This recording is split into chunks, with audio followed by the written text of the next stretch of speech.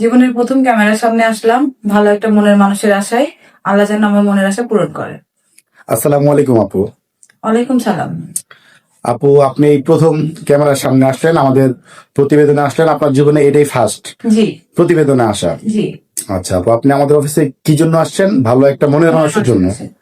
আচ্ছা আপু, আপনার নাম কি? নাম ঠিকানা একটু বলুন। আপনার নাম, বাড়ি কোথায়, পড়াশোনা কতটুকু, এগুলো একটু বলেন, নাম দর্শকরা শুনুন। বিজু ইসলাম, বাড়ি সিরাজগঞ্জ, পড়াশোনা ইন্টার পাস, আচ্ছা আপু, আপনার বয়স? বয়স 28।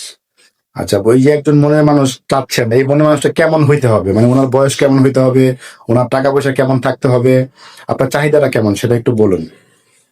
বয়স কোনো বিষয় না, যেমনই হোক মন মানসিকতা ভালো থাকতে হবে। আর টাকা পয়সা আমাকে চালাইতে পারলেই হবে।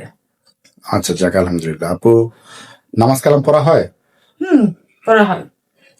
আচ্ছা ঠিক আছে আপু, বিয়ের পরে আপনার স্বামীকে নিয়ে কোথায় যাওয়ার ইচ্ছা?